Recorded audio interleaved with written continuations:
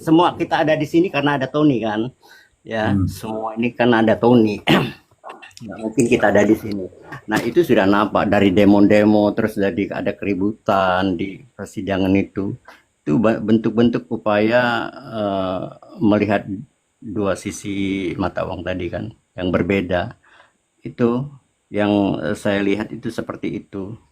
Ya timbullah akhirnya apa? Memang Ririn difokuskan ini kalau dalam sisi yang untuk pelaku hanya 2 orang ya, hanya terfokus ke TKP yang kedua itu.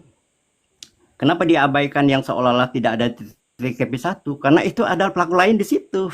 Nah itu kan, itu munculnya di situ tuh. Sehingga kesimpulannya di TKP si Budi itu dibunuh di toko itu aja. Itu sudah membuktikan bahwa Ririn dan Prio yang ada di situ. Selebihnya itu diabaikan di TKP 1 itu. Sisi mata yang lain itu kan.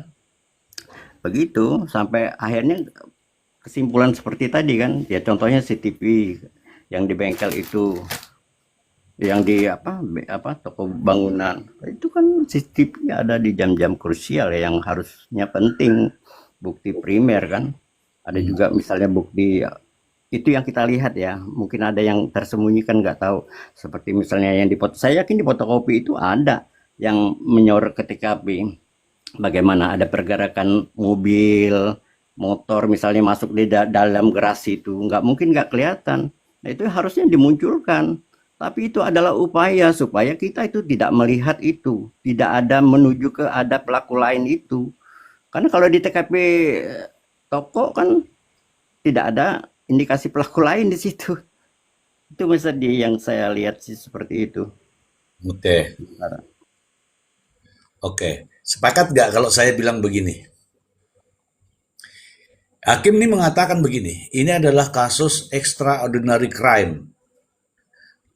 Ada kata-kata begitu nggak, Bang Pepen? Ada. Oke. Cerita, ada kata-kata begitu nggak? Kasus ini adalah extraordinary crime. Ada, Mister.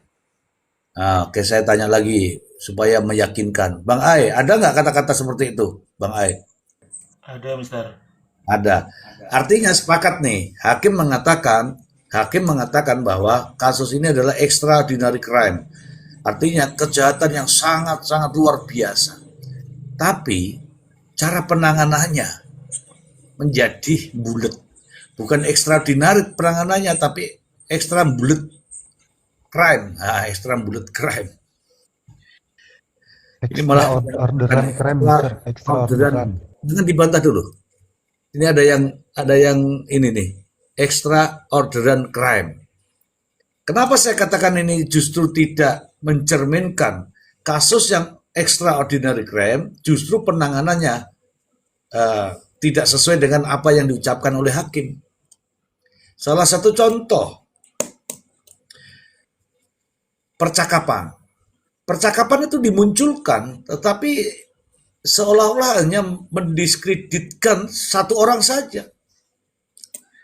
Itu aja. Jadi tidak ada muncul tuh percakapan ini dengan ini benar nggak ya, ini dengan ini benar nggak ya. Yang penting ada percakapan kata Sela. Sela mengatakan ada begini, ada begono, ada itu yang dipercayai. Tidak dibandingkan dengan benar nggak sih ada percakapan. Percakapannya nomor handphone berapa, di jam-jam berapa, nggak digali di situ. Itulah yang saya katakan sebagai ya justru berbanding terbalik. Apa yang disampaikan oleh hakim-hakim itu yang mengatakan sebagai extraordinary crime, tapi penanganan justru ora jelas. Ngono loh. Bener nggak omongan saya, teman-teman? Betul. Benar, Mr. J. Jadi, Mr. J, hakim itu tidak mengacu kepada ajas praduga tidak bersalah, tapi praduga bersalah. Kalau saya lihat, Mr. J. Ya. Iya, tadi Bang Pepen sudah mengatakan bahwa intinya adalah bagaimana menghukum orang, bukan bagaimana membuktikan. Bagaimana Bang Pepen?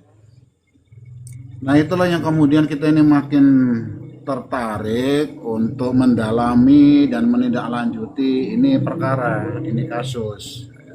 Terlepas apapun itu putusan hakim, ya. Terutama tentang dugaan kuat adanya pelaku lain.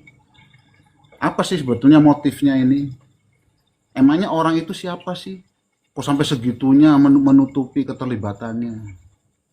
Nah, ini yang semakin besar rasa ingin tahu saya untuk menggali ini semua. Misteri di balik ini semua, Mister. Jadi sehingga melahirkan jangan-jangan, nah, ya kan? Kalau udah cerita jangan-jangan, nah melebar kan begitu loh. Ya. Tapi satu demi satu ini sudah mulai ada kelihatan sih, sudah mulai muncul. Dengan adanya mereka yang mengaku sebagai anggota keluarga korban, dalam hal bagaimana usahanya untuk mendapatkan surat keterangan kematian, yang kemudian berlanjut mendapatkan akte kematian dari Disduk Capil terkait dengan KTP-nya korban. Sementara dalam putusan ini jelas diterangkan bahwa dari pihak kepolisian itu dalam hal meminta KTP pengganti terhadap berapa orang korban, terutama Haji Sahroni, Budi Awaludin, dan Eis, itu tertanggal 7 November. Dalam putusan ini jelas ini, tertanggal 7 November. Tetapi faktanya dalam surat keterangan kematian yang dikeluarkan atau yang diterbitkan oleh lurah setempat, nah, itu tertanggal 28 Oktober. Nah, itu. Sehingga tadi barusan siang tadi saya temuin tuh si RT yang katanya, nah ini Pak katanya pula lah, yang informasinya lah, jangan katanya. Yang informasinya itu atas permintaan dari ya mereka yang mengaku dirinya sebagai anggota keluarga korban atau yang mengaku sebagai salah satu daripada ahli waris korban. Ya sebut aja namanya Pak Jul gitu.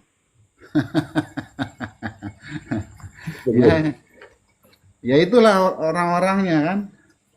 Ya, berarti Sampai kemudian 1 hari baru selesai pemakaman, sampai ada juga bahasa tentang rencana mewakafkan separuh daripada harta peninggalan korban.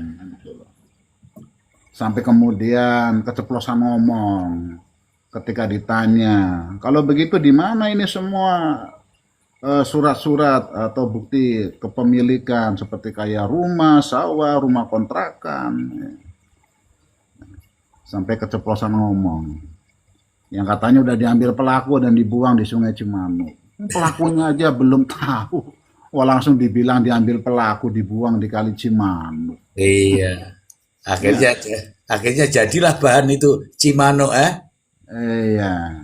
Jadi itu tambah Mr. J, makanya kalau saya pribadi saya makin tertarik, makin besar keinginan tahu saya ini sebetulnya misteri apa di balik semua ini.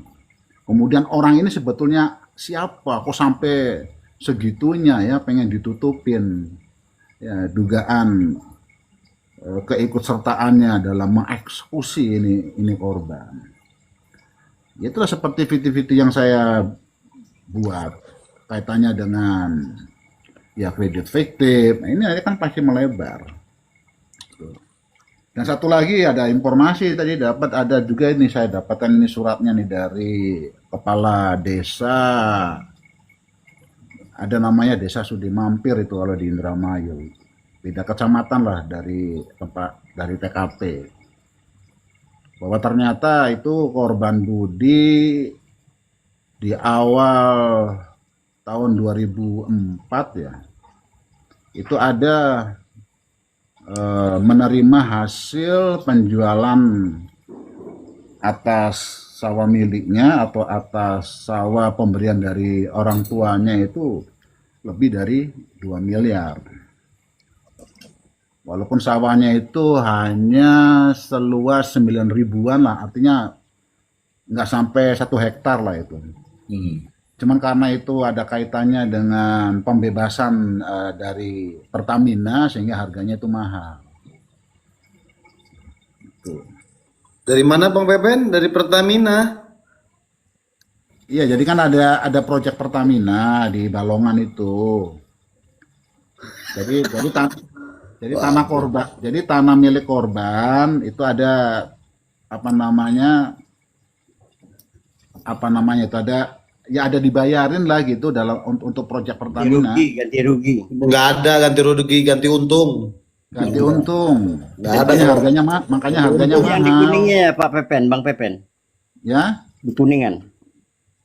Nggak, kalau harga umumnya kalau namanya sawah katakanlah misal 1 hektar itu paling mahal-mahalnya tuh di angka 700-800 lah itu. Atau katakanlah 1 miliar lah, tapi ini kan sampai bisa terjual dengan nilai 2 miliar lebih. Nah, terus kemana itu uangnya? Teringatnya Bang Pepen, izin Bang Pepen, eh, mengurus ke pengadilan mereka baru ini atau sudah ada berapa lama Bang Pepen? Teringatnya Bang Pepen. Ngurus ke pengadilan apanya nih?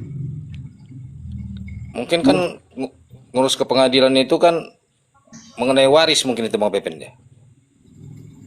Ngurus bukan maksud saya itu masalah surat keterangan kematian. Iya. Surat keterangan kematian. Kalau surat keterangan kematian itu kan dari desa atau dari Kelurahan.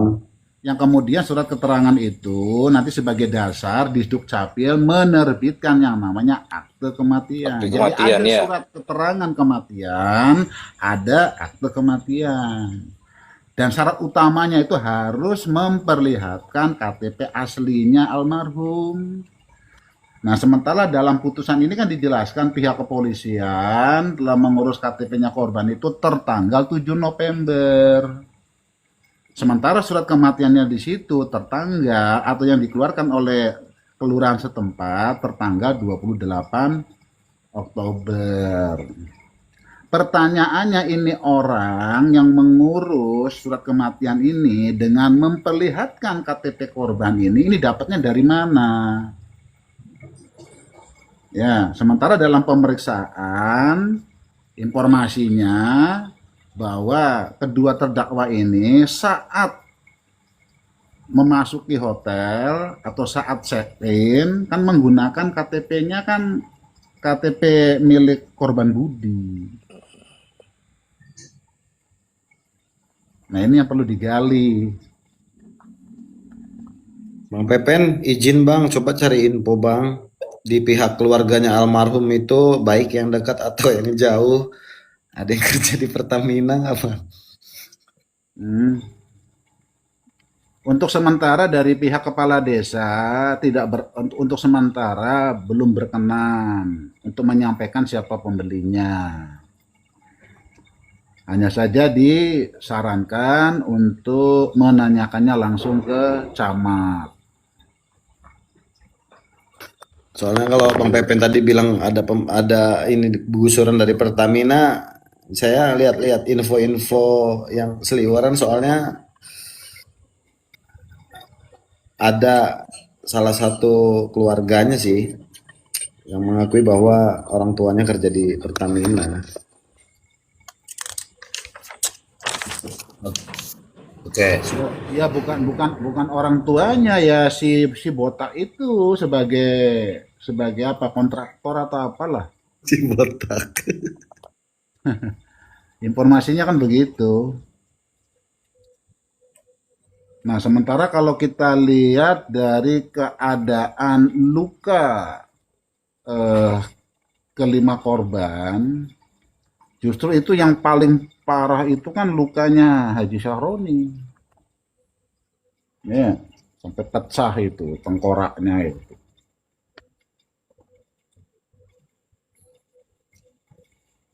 Iya, kalau dilihat dari lukanya itu yang paling parah itu kan Haji Syahroni. Berarti lahan itu punya Pak Saroni kan, bukan punya Budi. Artinya dilihat dari apa tingkat luka daripada korban ini yang kemudian dilihatnya itu yang paling parah itu siapa, sehingga ini sebetulnya sasaran paling utamanya ini siapa ini sebetulnya, apakah kepada Budi, apakah kepada Haji Syahroni. Kalau kepada Budi sesuai dengan apa yang didakwakan, karena kaitannya dengan pertamanya dengan sewa mobil rental yang kemudian berubah lagi dengan adanya kerjasama minyak goreng, ya. Kan begitu. Nah, Aduh. tetapi sementara kalau kita lihat dari lukanya, tingkat lukanya itu yang paling parah itu Haji Sahroni. Itu loh. Ada apa dengan Haji Sahroni? Nanti Sementara ada ya ini sih masih ya namanya info ya apa namanya obrolan-obrolan warung kopi. Sampai ada yang berspekulasi secara sembunyi-sembunyi ngomong bahwasannya di situ ada bunker ya, tapi nggak tahu lah itu ya. Dan izin Apakah bisa izin. eh Bang Bepen. eh Kalau ngomongin masalah lukanya Haji Sahroni, saya tuh punya pendapat sendiri tentang itu, Bang Pepen. Jadi gini, ini kalau merujuk pada pengakuan Prio yang dianulir sendiri ya oleh dia ya, bahwa saat itu dia kan pada saat sedang mengikat kaki Budi itu, kan dia tatap-tatapan sama Pak Sahroni yang kebetulan datang gitu kan. Artinya Pak Sahroni itu melihat si pelaku, melihat jelas si pelaku. Nah, kenapa dia bisa punya luka yang sedemikian hebat? Karena mereka itu merasa bahwa dia adalah saksi mata, jadi harus wajib mati. Harus wajib mati ya. Kalau harus saya ya, harus wajib. mati. harus Karena dia harus saksi mata. Dia melihat kok si Priyo ngikat, dia melihat si Yoga juga di situ, dia melihat Hardi, melihat Amaniani. Sementara orang-orang itu kan yang harus disembunyikan, terutama dari si Ririn kan, yang harus disembunyikan lah. Nah, artinya kan karena kondisi, karena dia melihat situasinya, melihat orang-orangnya. Jadi mungkin si pelaku itu kalap, akhirnya dimatiin, maksudnya dipastikan bahwa dia itu harus mati begitu. Maka itu lukanya dia paling hebat. Artinya maksudnya dalam cara mengeksekusi Haji Sahroni ini karena benar-benar disertai dengan emosinya yang lebih besar ketimbang saat mengeksekusi si Budi begitu ya. Ya. Ya itu juga bisa juga. Oke, saya tambahkan sedikit dulu. Itu sebagai tambahan informasi saja untuk kawan-kawan semua. Ini juga ada kesalahan teman-teman ya, kesalahan dalam menangani kasus yang katanya extraordinary crime. Extraordinary crime adalah kejahatan luar biasa yang seharusnya dilakukan upaya-upaya yang sangat luar biasa agar tidak menimbulkan pertanyaan. Kalaulah dua orang ini pelakunya, maka harus dipertanyakan. Siapa yang bisa melakukan ini adalah ahli psikologi forensik. Ya, ahli psikologi forensik. Terkait dengan kasus matinya 5 orang, sama sekali tidak dilakukan itu. Padahal itu penting untuk mengungkap apa sebenarnya motifnya. Dan saya pribadi teman-teman, saya sudah berkonsultasi dengan ahli psikologi ya klinis ya, dokter Lita Gading menanyakan ini sampai beliau kaget, loh masa nggak dilakukan? Enggak, padahal 5 korban itu pelakunya itu bengis. Untuk mengetahui apa latar belakangnya, maka harus orang-orang yang memiliki kemampuan yang bertanya. Tapi sayangnya itu tidak dilakukan. Oke, yang berikutnya, tadi saya punya pendapat ya, yang apa yang disampaikan oleh Bang Pepen tadi, berkaitan dengan surat kematian sama akta kematian, itu sebenarnya ya tidak ada kaitannya dengan kasus ini. Sama sekali tidak ada kaitannya dengan kasus ini.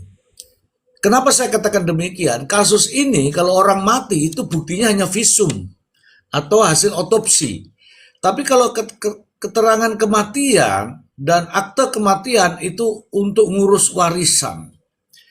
Sejauh mana orang-orang yang ngurus warisan ini adalah, kalau menurut saya, terlalu terburu nafsu.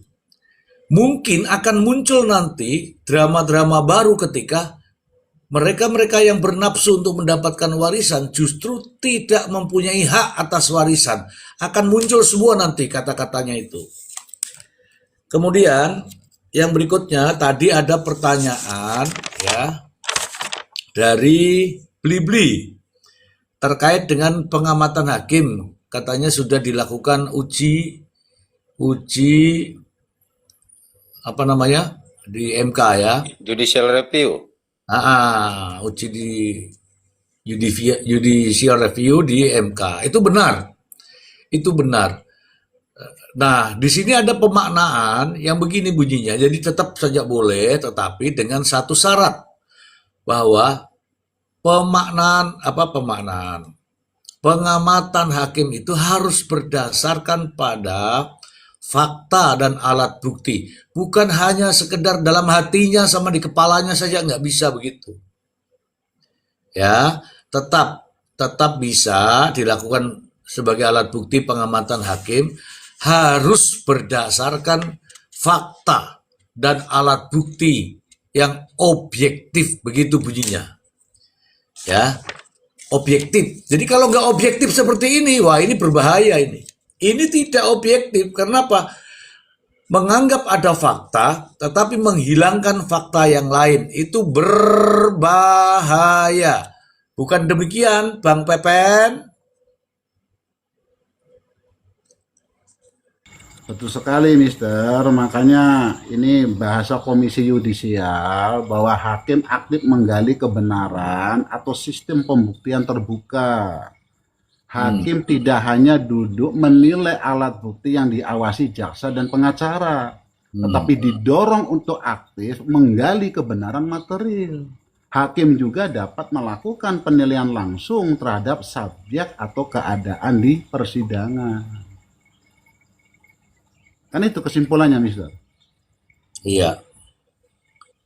Ya.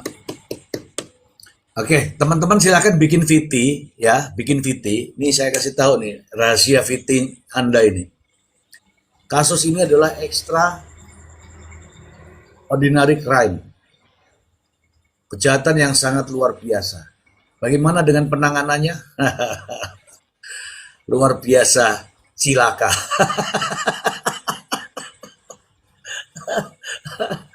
Iya kan? Iya karena itu tadi Bang Pepen sudah bilang, ini tujuannya ini menggali kebenaran atau hanya mau menghukum orang. Nah, susah ini teman-teman.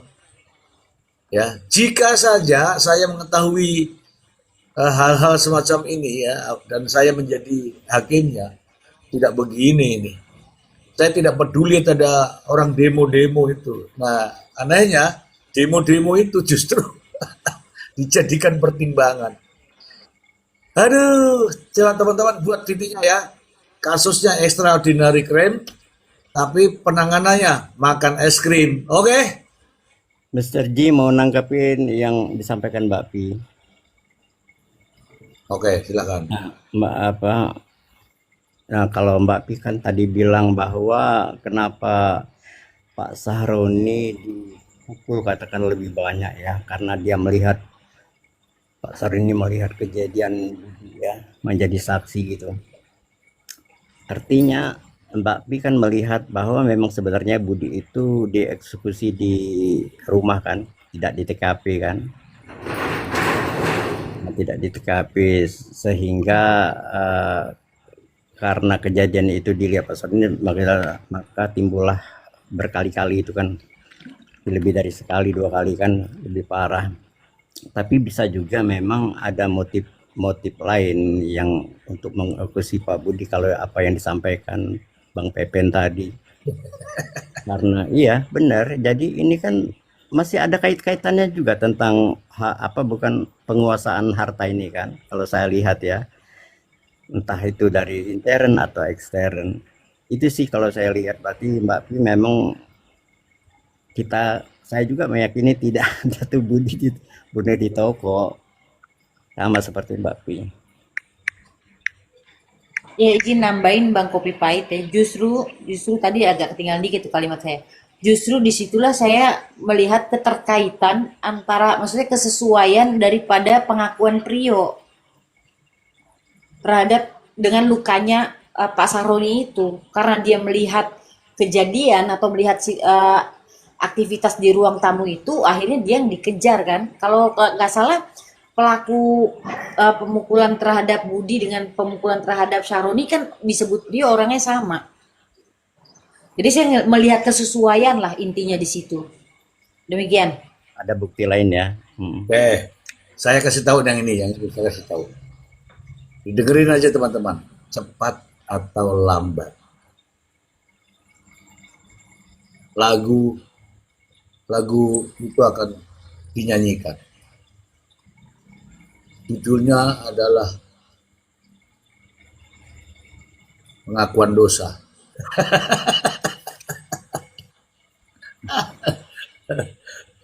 Aduh. Mr. Z, izin Mr. Z, sebentar. Saya izin pamit turun Mr. Z.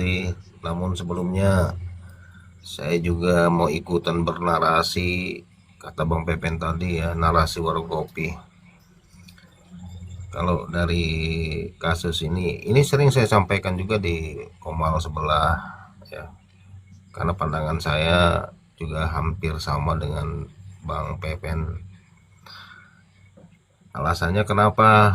Pertanyaannya, Ririn dan Prio itu ditemukan banner ya, spanduk yang nanti akan dipasang di rumah dan menyatakan bahwasanya rumah tersebut disita bank atau dalam pengawasan bank. Sedangkan Ririn tahu, Ririn ini orang pintar ya, bukan orang bodoh, dan dia tahu bahwasanya dia tidak mungkin mendapatkan harta waris. Tetapi dengan adanya ditemukan banner ataupun spanduk di kedua orang ini, berarti ada satu rencana ya.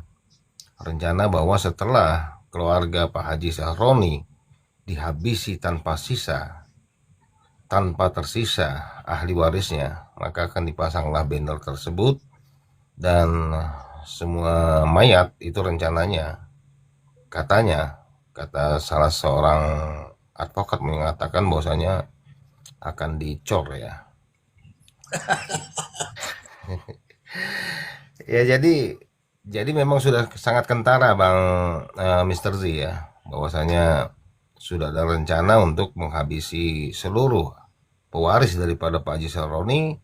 Lalu rumah tersebut nanti akan dipasang banner bahwasanya para penghuninya sudah keluar dari rumah tersebut karena rumah tersebut sudah disita bank.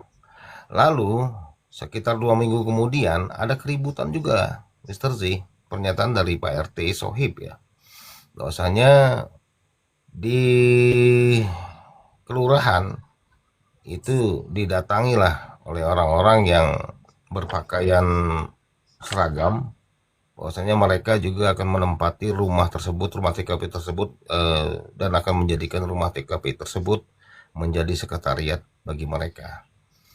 Tapi sayang, ini tidak diamati dan tidak diperiksa ya, tidak dicari alurnya kemana, sehingga kami para netizen ini yang tidak paham hukum tentunya berspekulasi sangat liar seperti ini, Mr. Z.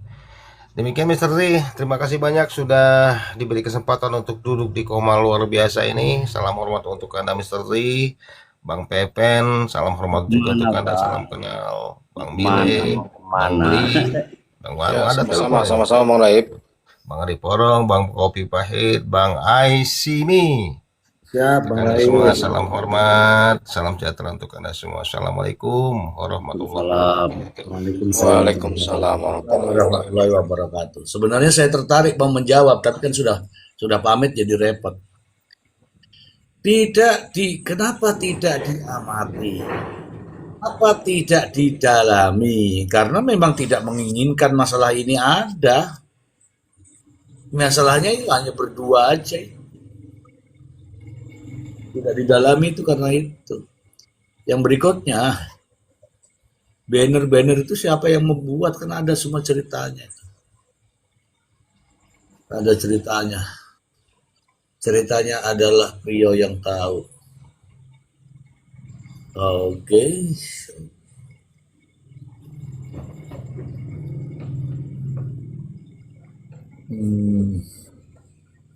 Ya menarik. Jadi makin mendekati ke dugaan motif. Nah, itu tujuan utama itu adalah motifnya dulu. Karena ini pembunuhan berencana, apalagi sudah ada harta, ada ini motifnya. Nih kasih tahu nih, Bang Pepen baca nggak? Bunyinya begini. Ya, Mister. Nah, Bang Pepen baca nggak bunyinya begini? Ini hakim nih. Terkait dengan kasus ini tidak perlu dibuktikan motifnya, gitu ya? Betul ada nggak? Betul. Ada. Nah, karena satu saksi bukanlah saksi, saya tanya lagi.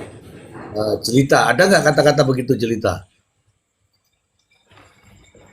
Jadi lebih tepatnya begini, menimbang bahwa mengenai pendapat hukum advokat terdakwa yang menyatakan tidak terdapat motif yang jelas dalam perbuatan terdakwa, Ya, majelis hakim berpendapat ya, bahwa motif bukanlah unsur utama yang menentukan terbukti atau tidaknya suatu tindak pidana sepanjang unsur-unsur delik yang didakwakan telah terpenuhi. ya, iya. Itu kan artinya mengabaikan motif. Yang penting ada delik-delik lain apa yang bisa dibuktikan gitu kan? Iya, intinya walaupun nggak ada motif, yang penting Tetap. deliknya, yang penting unsur-unsur deliknya telah Tapi terpenuhi. iya, tapi di belakangnya bunyi itu Hmm. bahwa terhadap kasus ini adalah ingin menguasai harta. Ada baca begitu nggak? Ada. Nah, itu kan artinya di sisi lain tidak penting, tapi di sisi lain mengeluarkan motif, ya nggak? Ya itu namanya nyeleneh. Labil, kayak ABG, labil. Kontradiktif Mr. J ya. Ya, itu yang dibilang Prof. Emre kan Kontradiktif. banyak kontradiktifnya di situ. Nah, Dia ngomong apa, jawab apa gitu ya. nih, Iya, benar. begini ceritanya. Aku di depan calon mertuaku, nih. Aku di depan calon mertuaku, aku sayang semuanya gitu toh.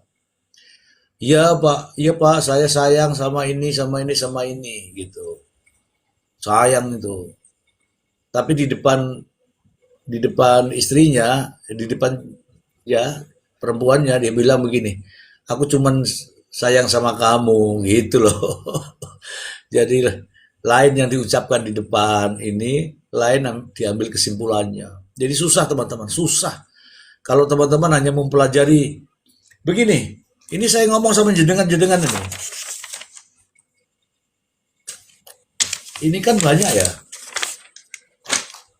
Ini kan nggak kelihatan ya. Nah, ini sama ini dua, ini membaca ini bosan. Teman-teman kalau hanya untuk membaca itu bosan. Kenapa saya katakan bosan? Itu diulang-ulang terus teman-teman. Jadi intinya ada di mana? Ini tadi yang kita omongkan itu inti-intinya. Karena di situ ada CCTV jamnya begini, CCTV jam begini, jam begini, jam begini, lompat lagi jam begini. Jadi bosan. Nah, tetapi begitu muncul di pertimbangan, kita dapat itu tadi kalimat-kalimat. Ada lagi kalimat yang disuka sekali sama si Jelita itu. Apa Jelita? Hakim dalam memutuskan harus berani apa Jelita? Di atas kepentingan, Mister. Ya full lah. Aku mesti buka catatan kalau kayak gitu. Sampai saya catat loh itu. Saking saya seneng sama kalimat itu, Mister. Kalau buka catatan masih boleh, tapi kalau buka yang lain saya nggak boleh ya. Bentar, sebentar. Izin. Lanjut, Mister. Ntar kalau dapat saya langsung ini. Ya, Are. Ya, Mister. Saking begitunya loh, Ri. Ngomong di sini itu tidak perlu motif, ngomong di tempat lain motifnya dimunculkan. Justru kita bahkan jangan-jangan motifnya juga nyusul karena barang bukti nyusul, lokusnya nyusul juga, semuanya nyusul, motif nyusul juga, Mister Ji. Ya, Walaupun udah berubah-berubah ya kan. ya. Motifnya. Makanya ini kita disclaimer dulu kepada teman-teman semua. Jadi teman-teman kita tidak sedang mencari-cari kesalahan orang, tetapi itu muncul dengan sendirinya. Kenapa? Orang dengan ini semua orang tuh dihukum mati gitu loh, masalahnya di situ. Makanya kita cari ya. Kalau salah benar itu kan teman-teman yang tahu lah, teman-teman yang tahu. Tetapi kami menyajikan bahwa ini loh sejatinya yang dijadikan sebagai pertimbangan sehingga orang itu dihukum metong. Ini hanya salah satu kasus, satu contoh aja nih Mr. Ji. Kita nggak pernah tahu yang nggak viral itu ada berapa banyak yang seperti ini Mr. Ji. Hmm. Gimana Mbak Susi? Ini kata-kata favorit saya nih, ada 2 paragraf dia. Kata Pak Hakim, hukum tidak bisa mengadili seseorang berdasarkan cerita yang menyentuh hati, melainkan berdasarkan fakta yang meyakinkan dan hakiki. Itu satu. Lalu ada lagi nih, keadilan tidak boleh dikalahkan oleh narasi yang menyentuh hati. Tapi keputusan yang adil adalah putusan yang lahir dari keberanian, yang menempatkan keberanian di atas segala kepentingan. Tuh. Oke, coba dibacakan tuh puisi yang pertama pelan-pelan. Puisi yang pertama pelan-pelan. Hukum tidak bisa mengadili seseorang berdasarkan cerita yang menyentuh hati, melainkan berdasarkan fakta yang meyakinkan dan hakiki. Oke, Bang Pepen. Mantap kan puisinya Bang Pepen? Mantap. Assalamualaikum Mr. Ji. Bentar dulu Pak. Ya, mantap kan Bang Pepen? Mantap, apalagi ditambahin bahwa air mata seorang terdakwa tidak boleh menghapus nilai kehidupan para korban. Sebagaimana penderitaan para korban juga tidak boleh membuat pengabaian hak terdakwa untuk diadili secara adil. Tuh keren sekali tuh. Jadi maksudnya itu mungkin hakim itu tidak terintimidasi oleh pihak lain kan, apalagi yang demo-demo, yang nangis-nangis, yang bernarasi mengatasnamakan keluarga itu kan, itu Makanya maksudnya. saya mengatakan itu ucapannya bagus, tapi faktanya itu ada muncul lagi di belakang, jadi kontradiktif lagi. Nah, puisi berikutnya cerita. Keadilan tidak boleh dikalahkan oleh narasi yang menyentuh hati. Narasi. Keputusan yang adil adalah putusan yang lahir dari keberanian, yang menempatkan kebenaran di atas segala kepentingan. Gitu. Itu kalau Tapi faktanya di bawahnya pakai narasi Prio. Piye tuh Kim. kalau kebenaran di atas segalanya itu kan berdasarkan fakta dan alat bukti. Tapi kalau kecenderungan dia berdasarkan keterangan seseorang saja itu berbahaya. Bagaimana Bang Pepen? Ya itulah si Kim. Iya, Kim. Oke, silakan ini Bang Dil. Mbak Pia, gimana Mbak Pia? Hmm? Ada kata-kata kepentingan tadi? Jadi Mr. Ji, Assalamualaikum. Mr. Ji, izin. Kalau saya melihat sebenarnya Mr. J ya, hakim pun udah kebingungan untuk memutuskannya ini Mr. J. Namun dia terbawa yang kena viral ini Mr. J. Sehingga kan ada juga pertimbangannya itu Mr. J kan, berdampak yang luas kata Mr. J kan. Iya, Dia sudah bingung mau kemana ini larinya Mr. J. Membuat gaduh.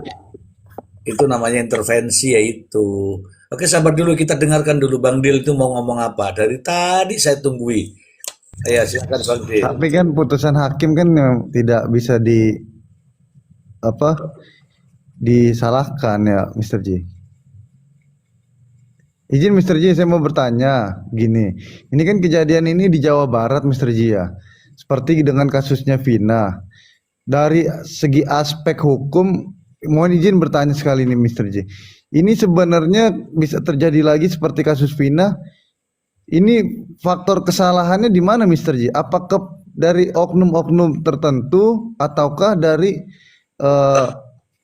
para jaksa ataupun para hakim Mr. J yang kurang memahami tentang hukum Mr. J? Mohon izin. Terima kasih. Oke, saya nggak mau menjawab itu ya Pak ya, Bapak amati aja ya. Karena sudah lama sih ceritanya itu. Bapak amati aja, Bapak amati aja. Kenapa kok terjadi seperti ini, gitu ya. Oke Bang Dil ya, nanti kalau saya jawab nanti mengulang-ulang pertanyaan yang sebelum-sebelumnya, jadi kan nggak enak ya nggak? Kalau Siap. saya lihat titipan Prio dan Ririn itu titipan bahwa harus mereka berdua. Dimulai dari awal lah itu. Ya, nambahin sedikit boleh Mr. Ji? Boleh Pertanyaannya dong. Bang Dil. Boleh ya. Jadi gini Bang Dil, apapun kasusnya di Indonesia ini Bang Dil, kalau yang sudah menyangkut orang-orang besar, ya pasti ada yang dikorbanin rakyat kecil.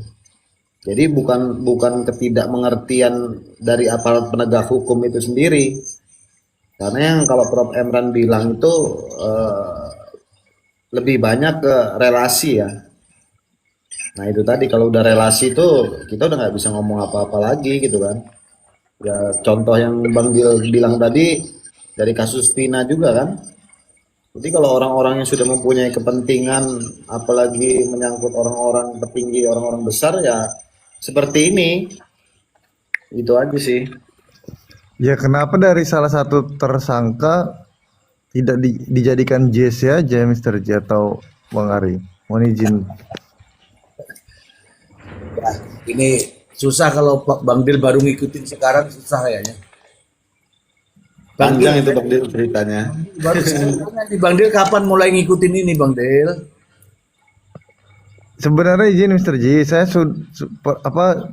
pernah waktu baru-baru muncul kasusnya si Ririn ini saya sempat nyimak. Tapi hanya segelintir aja karena saya pikir ini sama seperti kasusnya Vina, tidak ada juntrungannya Mr. J. Ya, berarti kan sudah ada kesimpulan kan. Jadi kalau kita mau ngomong lagi GC lagi, berarti kan kita kembali lagi. Padahal itu sudah nggak ada itu GC. Kalau bertanya lagi ke GC berarti saya bisa nebak bahwa nggak ngikutin. Siap, betul Mr. J. Kalau nggak ngikutin, kalau kita kembali lagi ke situ, namanya kita mundur. Kita mau mundur apa kita mau maju? Siap Mr. J, salah. Oke ya, oke, oke. Bagaimana Bang Ai? Apa yang sudah dibuat draftnya kemarin apa tuh? Aku belum bisa baca Bang Ai. Masa belum nggak bisa ngakses, Mister? Tapi ini barusan saya matiin tadi sore. Kali besok lagi dihidupin. Bang Ai Oh, pesenin dulu masih Bang Ai itu terangkum. Bang Ai. Bang Ai pesenin dulu Apa? itu satu. Pesenin dulu satu itu yang bunyi Oh, itu. iya. Mau dikirim abangnya juga? Suruh pindah aja itu, tulis di situ. Ini rumahnya Bang Ai gitu. Kabur dia tuh. Abangnya kasih Mile aja, abangnya kasih Mile. Kayaknya lagi bawa HT Motorola itu, Mister. Izin Mr. Ji, mau nanya Bang Ai dulu Mr. Ji. Boleh silakan. Ah, Bang Ai, Baru naik Bang Bli. Ya, terkait daripada CCTV ketika itu dipindahkan ke namanya flash disk, Bang Ai, apakah ya. ketika dipindahkan itu Bang Ai bisa menjadi tanggal mundur ataupun tanggal maju, Bang Ai? Ini semalam ya dibahas sama Bang Feven juga nih. Iya, kalau yang di situ itu, yang di laporan forensik itu, kan ada kejanggalan. Saya semalam sudah sebutkan kalau creation date-nya itu lebih mudah dibandingkan dengan modified date. Kalau itu dilakukan secara sistem harusnya tidak boleh. Tidak mungkin terjadi karena harusnya creation date-nya itu harus lebih mudah daripada modified date-nya atau minimal sama. Jadi misalkan begini, kalau modified date itu kan berarti terakhir dimodifikasi ya. Coba bayangkan kalau ada file yang dimodifikasi tahun 2025 tapi dibuatnya tahun Maksudnya gini Bang Ai, 2026, masuk akal nggak? Gimana? izin Bang Ai, karena Ya. kan susah juga menilai karena bukan bidang di situ Bang Ai. Maksudnya gini Bang Ai, ketika cara Ini aja, Bang, pemindahnya, sebentar. ketika cara pemindahan tidak sesuai prosedur Bang Ai kan, Ya. apakah itu bisa dikelola itu masalah tanggalnya menjadi tanggal mundur atau tanggal maju Bang Ai? Bukan gitu, bukan gitu. semuanya bisa dimodifikasi, tapi bukan itu esensinya. Di sini gini, sekarang gini, saya kayak analogikan mobil ya. Mobil, kalau mau modifikasi mobil, harus ada mobilnya dulu nggak, Bang Beli? Bang Ai, terus. Iya, kalau nggak ada mobilnya, apa yang mau dimodifikasi? Kira-kira saya bayangkan gini, saya mau analogikan, Bang Beli-Beli punya mobil, itu adalah ada tanggal beli, betul nggak?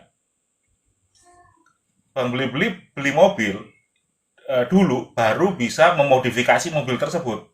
Mana mungkin Bang Beli-Beli melakukan modifikasi, baru beli mobilnya. Modifikasinya dilakukan di mana? Di awang-awang, ya kan? Nah, ini yang terjadi di file video yang dimasukkan ke lab forensik. Yang terjadi, modifikasinya terjadi duluan, sementara filenya baru dibuat. Ini berdasarkan metadata ya. Itu harusnya itu sudah integrity breaking. Boleh dikata integritinya tidak bisa dijaga. Dan itu tidak layak untuk diforensik. Makanya jadi mengherankan. Kok mau-maunya Lab4 mengeluarkan laporan seperti ini, menganalisa isinya. Padahal metadatanya sendiri sudah tidak valid. Bisa dipahami nggak? Paham. Ya, jadi ada barang yang sudah dimodifikasi, tetapi tanggalnya lebih tua dibandingkan dengan barangnya itu sendiri. Itu yang nggak masuk akal. Itu. Ya, itu kan satu sisi kan tentang hal yang di apa ini, Bang Ai kan, Iya, tentang yang dihadirkan di persidangan kan. Maksud saya iya. itu, maksud saya itu ketika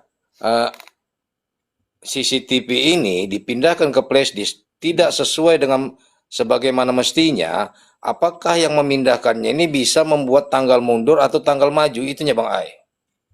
Ya bisa aja. Bisa ya. Semua mungkin. Makanya itu tadi. Kalau Artinya memungkinkan Bang Ai ya. sangat memungkinkan semua. Ya, makanya gini, kalau Iya. baca perhatikan lagi di KUHP ya, ketika terkait dengan digital evidence, di situ dikatakan karena digital evidence itu sangat ringkih, maka perlu dilakukan ekstra hati-hati.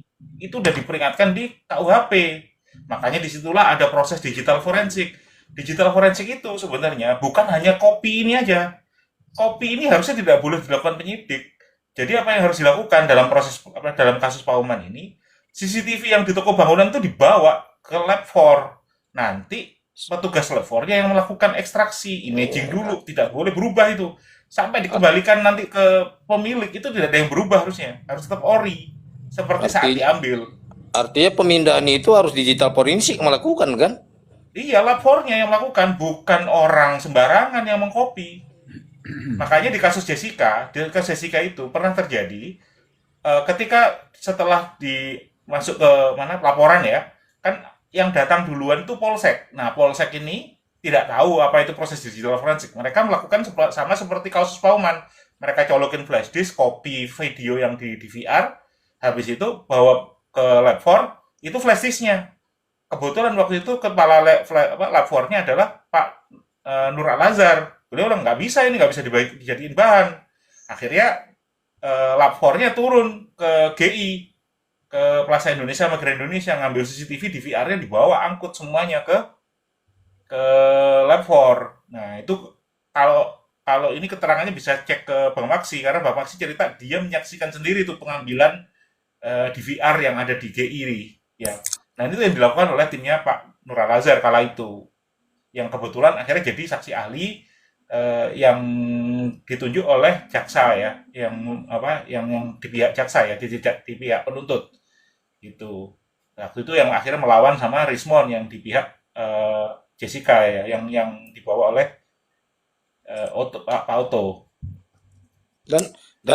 Dan seharusnya ya misteri ya penghadiran daripada pemutaran daripada CCTV tersebut yang telah diduplikat, seharusnya yang aslinya pun dibawa juga itu ke persidangan Mr. J ya? Iya. Oh iya. Jika terjadi ketidakpercayaan, ada pertanyaan, Anda memperolehnya dari mana? Nah, itu ada ceritanya, ini kami peroleh dari sini. ini loh buktinya, kan begitu. Mr. J. Ya, makanya ini teman-teman, ini menambah kasanah buat kita semua, ya, bahwa hal semacam ini itu ada tata caranya. Bang Ai sudah tahu betul itu. Bagaimana cara mengambil barang-barang atau bukti-bukti elektronik. Agar apa? Agar terjamin originalitasnya. Ada semua kok di sini, di dalam KUHP juga ada. Nah, ketika itu dipermasalahkan, kalau orang-orang yang memang punya semangat untuk memperbarui hukum, pasti dia akan menggunakan itu. Pasti. Tapi kalau hanya asal flash disk, itu nggak bisa. Ya, flash disk itu kan berarti sudah pemindahan. Pemindahan itu nggak bisa kecuali kalau ahli digital forensik boleh, tapi kalau manusia biasa seperti kita nggak bisa. Makanya tidak dijamin originalitasnya. Kalau Dan kalau izin Mr. J, izin sedikit Mr. J. Sebelum keluar KUHP baru ini kan tetap itu mengacu kepada Undang-Undang ITE Mr. J ya. Tata cara tetap seperti itu Mr. J ya. iya sama. Iya, oke. Oke Mr. J, makasih Mr. J. Sama. Jadi kalau dulu ini kan sekarang ini kan alat bukti elektronik sebagai bukti elektronik. Kalau yang kemarin itu sebagai bukti apa ya petunjuk. Nah, itu menganut pada Undang-Undang ITE pasal 6 itu cara mendapatkannya pun sudah diatur semua itu. Jadi tidak ada yang salah sebenarnya. Yang salah ya pelaksanaannya itu. Bagaimana Bang Ai? Silakan Bang Ai. Iya, jadi gini, bedanya sama yang lalu, secara proses digital forensiknya tidak berubah dari dulu sampai sekarang, dari KUHP lama dan KUHP baru, KUHP lama KUHP baru sama sebenarnya. Yang membedakan nanti di struktur pengambilan keputusannya, posisi ini ya, posisi alat buktinya. Kalau yang sekarang kan sejajar ya sama alat bukti yang lain kan. Kalau dulu itu sebagai pendukung, tetapi cara mendapatkannya wajib harus mengikuti digital forensik. Tidak ada yang berubah. Makanya kalau ada yang bilang digital forensik itu ada di KUHP baru, itu bodoh. Karena sudah ada sejak lama. Bedanya hanya posisinya aja. Tetapi proses digital forensiknya tidak berubah dari dulu. Sama gitu. Artinya kan, maksudnya kan berarti kan tidak menjadi alasan kan itu Mr. J, maksud saya Mr. J.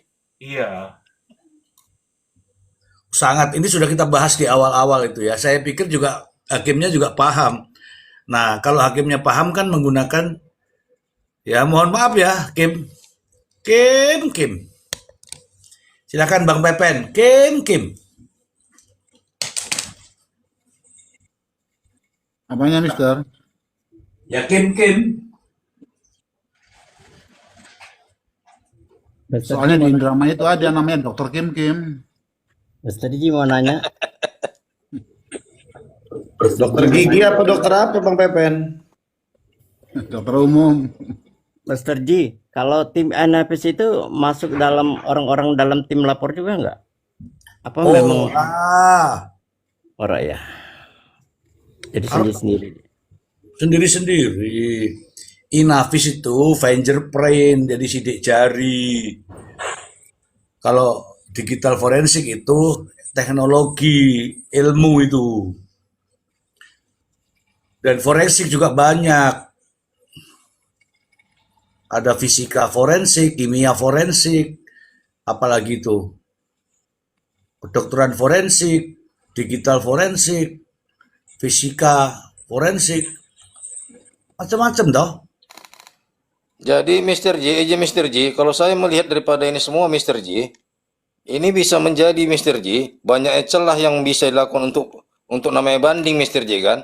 Berarti ini bisa saya nilai hakim ini tidak mau menerima bola panas Mr. J. Hanya itu kalau saya lihat Mr. J. Izin Mr. J.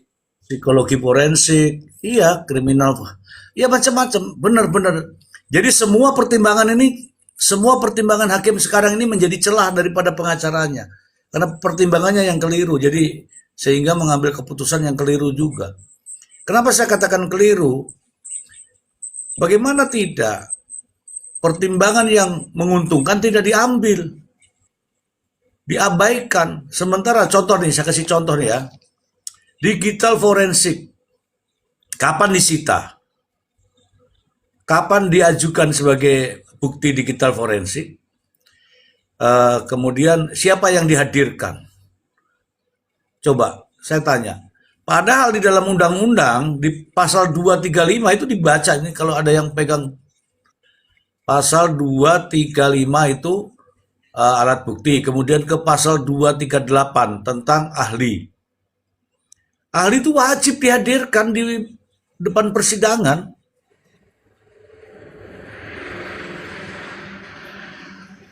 Baca itu 238. Ini benar teman-teman.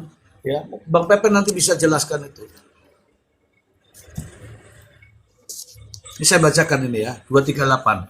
Keterangan ahli sebagaimana dimaksud pada pasal 235 ayat 1 huruf B disampaikan secara langsung di sidang pengadilan di bawah sumpah dan atau janji mengenai apa yang diketahui sesuai dengan keahliannya. Hadir. Ada yang hadir nggak? Teman-teman, ada yang hadir nggak? Teman-teman di bawah. Cuma satu Untuk aja. Acan. Acan.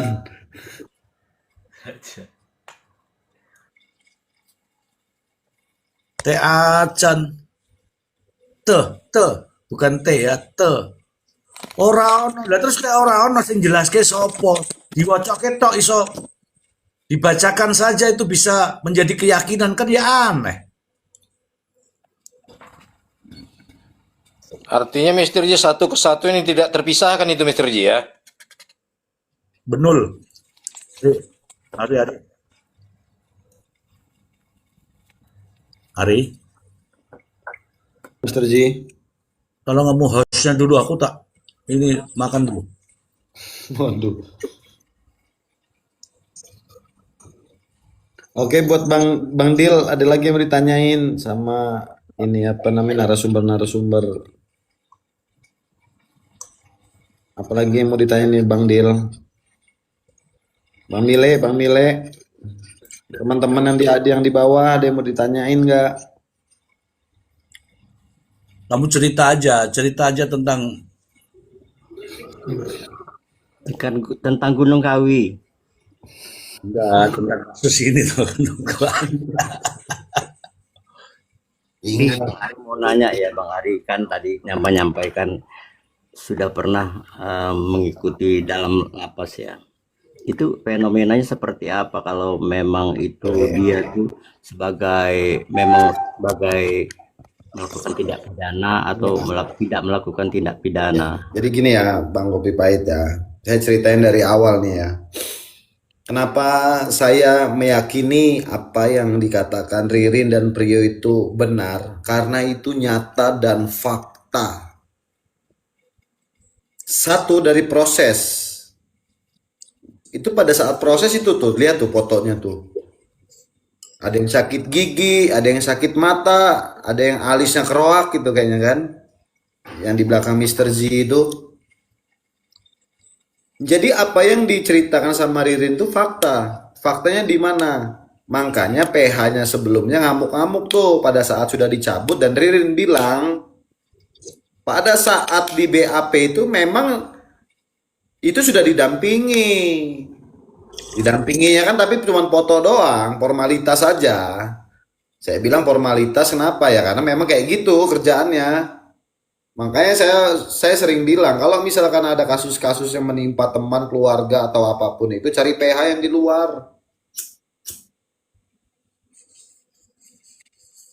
Jangan yang bekerja sama, jangan yang berrelasi dengan penegak hukum juga. Kenapa? Karena sama aja, hanya sebatas untuk melancarkan itu tadi prosesnya. Termasuk kasus apa itu Subang? Apa bukan? Kasus yang baru nih, yang Bang Panji lagi bikin yang Mr. Z kemarin yang Cilok Racing. Itu saya kalau itu PH-nya lagi live saya komen itu. Pak, ganti pengacaranya kalau mau ditanggapin. Dan kedua, memang benar adanya seperti itu ya. Kenapa? Kita bisa lihat adanya penyiksaan atau enggak. Kalau ditangkap mulus kok. Itu pelipis mata Ririn kenapa? Itu pasti kena beceng itu. Kena gagang beceng itu pelipis dia. Bisa kita lihat di situ. Prio itu sakit gigi. Dan kalau untuk di dalam, makanya saya tadi cerita Bang Kopi Pahit ya. Sepengalaman saya Bang Kopi Pahit, makanya saya bilang ini mah hanya sebatas yang viral aja. Masyarakat Indonesia, netizen Indonesia, apa tahu di luaran ini banyak kasus seperti ini. Orang-orang yang tidak bersalah dijadikan tersangka.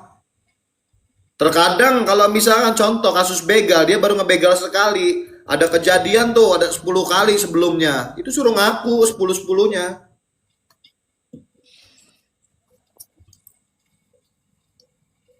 Jadi yang saya lihat, tapi kembali lagi Bang Kopi Pahit, itu keberanian dari kitanya Bang Kopi Pahit. Makanya saya selalu bilang, kita ini mencari keadilan, justru lawannya itu APH itu sendiri. Dan kadang-kadang kita ditakut-takutin.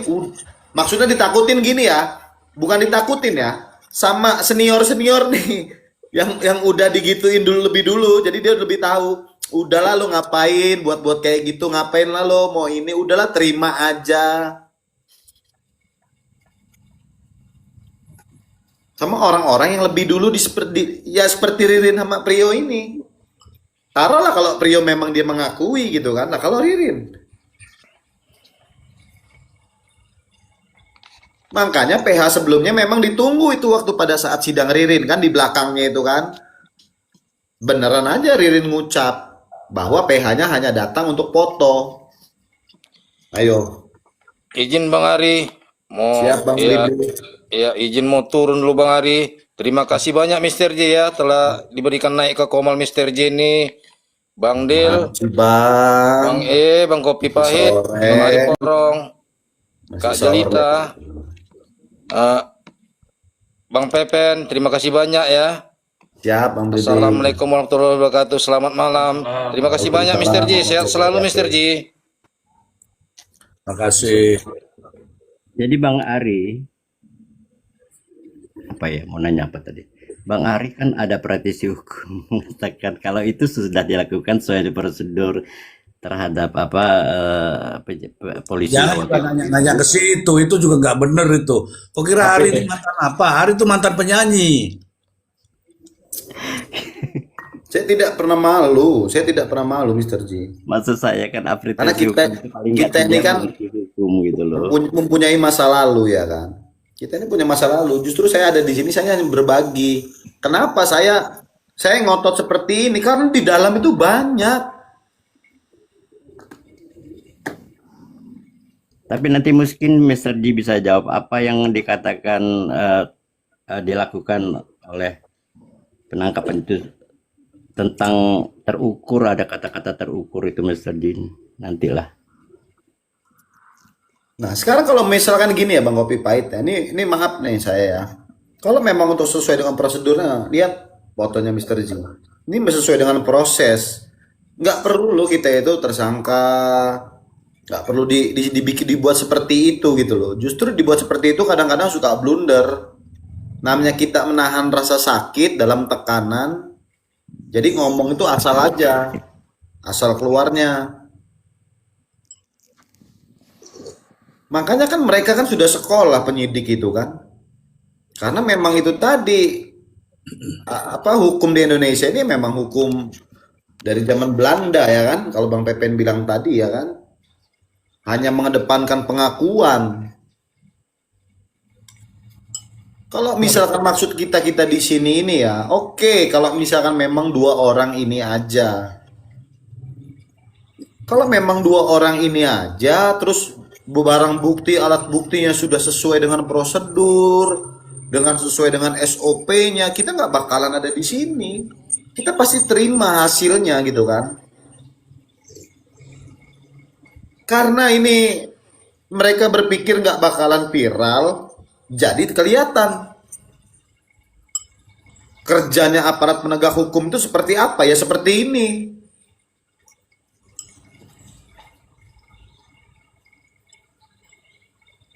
Seperti ini kerjanya dari dulu. Apa mau kita pertahankan sampai ke depan nanti anak-anak kita, cucu-cucu kita kayak gini?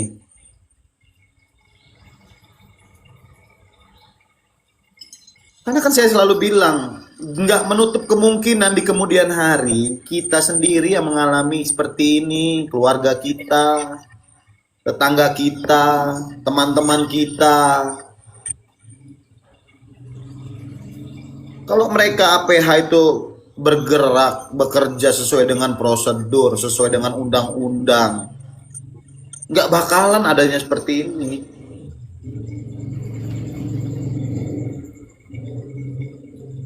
Karena yang kita kritisi di sini kan bukannya kita mau membela Ririn, kita hanya mengkritisi proses prosedur hukum di Indonesia itu seperti apa sih? Karena bukan hanya Ririn saja. Kalau misalkan teman-teman semuanya ada pihak keluarga yang pernah merasakan seperti itu ya, pasti bakalan bersuara pasti sama dengan seperti saya. Walaupun semuanya APH itu mau polisi, mau jaksa, mau hakim, mau pengacara, nggak semuanya jahat, nggak semuanya biadab. Masih ada orang-orang yang baik, masih banyak orang-orang yang bekerja sesuai dengan hukum, unsur hukum itu sendiri, sesuai dengan undang-undang. Tapi kita kalau misalkan APH kitanya kayak gini, dengan ya itu tadi yang saya selalu bilang, kalau seperti ini hasilnya ya berarti ya hanya cuci tangan saja sesuai dengan pekerjaannya masing-masing, ya silakan. Bagi hakim kalau mau banding ada proses hukum yang selanjutnya, silakan. Kan seperti itu. Iya aja kalau ketemu pengacara yang model kayak Pak Tony yang punya duit terdakwanya. Kalau yang nggak punya duit, nggak mampu nyewa pengacara, mau jadi apa? Masa depan hancur. Orang yang belum bukan residipis juga dibilang residipis.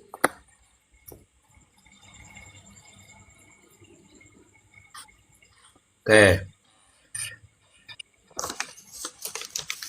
Oke ya. Tadi aku nyimak tadi saya gini ya. Jujur ya. Makasih ya teman-teman semua. Jadi gini. Tony itu sebenarnya nggak tertarik urusan kasus ini. Beliau Ririn tuh nggak tertarik. Tapi ada tertarik dia itu ketika apa namanya itu eksepsi. Ya, Prio mengakui ada pelaku lain dan Itu ditanya juga itu Mr. G sama Pak Tony pada saat itu. Kira-kira ada nggak nih bukti yang bisa menguatkan, alat bukti apa nih yang dicari sama Pak Tony? Ternyata ada CCTV 0501 itu, Mr. G. Makanya ya, Pak Tony mau, karena disitulah pikir Pak Tony bisa membantu mereka ini. iya, bener tuh bener. Jadi saya ngobrol panjang, mungkin ada 1,5 jam langsung ini nggak putus-putus, nggak langsung ceritanya. Jadi ada keinginan Tony untuk mengungkap semua yang terjadi itu. Nah itu juga disampaikan ya. Sebenarnya orang ini juga punya keinginan untuk menyampaikan sesuatu ini. Tapi ada polisi di situ. Jangan turun dulu. Ada Tony di situ, gitu kan? Itu kata dia lah ya. Nah, sehingga kasus ini menjadi prioritas Pak Tony. Karena apa? Ingin mengungkap. Tujuannya itu, tetapi rupa-rupanya ada orang lain yang merasa tidak suka dengan adanya kehadiran Tony itu, gak suka. Karena Tony bahaya ini. Jadi kehadiran Tony itu gak disukai oleh mereka. Mereka itu siapa? Ya yang sudah punya konsep lah. Nanti Bang Pepen yang punya tender ya. Nah, gitu. Kalau Pak Tony nggak nafsu, kenapa? Dia itu nangani kasus Ririn itu bukan karena duit. Justru duitnya dia ini keluar banyak. Oke, itu berkaitan dengan kasus yang Tony ini. Saya ini kan lama juga di dunia begini ya. Saya tidak mungkin bercerita kalau tidak punya pengalaman. Ini kasus sudah divonis saja, bahkan kita sudah tebak ya, Ri, ya jauh ya, sudah divonis saja pasti menimbulkan ke pertanyaan-pertanyaan. Iya, Mr. Ji. Kenapa? Karena sampai dituntut pun, sampai divonis sekarang ini, ceritanya itu belum mengalir. Teman-teman ya, ceritanya itu nggak ngalir sampai sekarang. Cara bunuhnya bagaimana? Nggak ngalir. Katanya katanya almarhum diangkat di mobil pickup, kemudian mengarah ke rumah terus cara turunnya bagaimana, itu nggak ngalir sama sekali. Jadi puzzle-nya itu belum tertata, tapi sudah menjatuhkan vonis metong. Nah, sebaliknya saya ini teman-teman, mungkin Bang Pepen juga ini. Saya itu kalau belum terurai, saya tidak akan kasih jaksa. Minimal kalau sudah sampai kronologisnya, apalagi kalau sudah membuat surat perintah penyidikan itu, minimal sudah ada uraiannya. Kalau begini kan coba dakwaannya bagaimana, pembuktiannya bagaimana, tuntutannya bagaimana, putusannya gimana, kan tanyakan semua. Bukan kita-kita nih yang nanya, teman-teman sendiri kan bertanya-tanya. Kalau dipadukan dengan dakwaannya itu kan bingung teman-teman tuh. Secara berganti-gantian Priyo memukul, kemudian diserahkan kepada Ririn, kemudian Ririn diserahkan lagi kepada Priyo, saling pukul-pukulan, kan begitu. Pembuktiannya kayak apa? Terus buktinya apa? Nggak ada. Tiba-tiba muncullah bukti baru ini yang bukti susulan ini. Kemudian sudah sampai di replik pun tetap ditunggu sama hakim, kan gila. Kan harusnya langsung kamu ini tidak bisa menghadirkan bukti. Koplak lu, kan begitu harusnya. Betul nggak Bang Pepen? Betul sekali.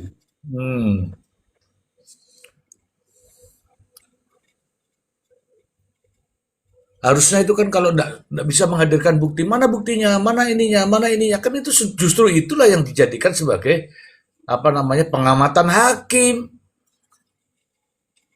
Itu yang pengamatan hakim itu. Pengamatan hakim nih, tak kasih ajar nih, Kim, tak kasih ajar Kim. Pengamatan hakim. Ternyata jaksa tidak mampu menghadirkan alat bukti saat diminta. Itu Kim. Ternyata jaksa tidak mampu menghadirkan ahli pada saat diminta. Itu Kim, pengamatan Kim. Jangan pengamatan mau-maunya. Macam mana? Kalau begitu. Silakan Ri, disambung Ri. Harusnya hakim itu gini, Usrin muliorin Rin, gitu. Mine ketehe katanya.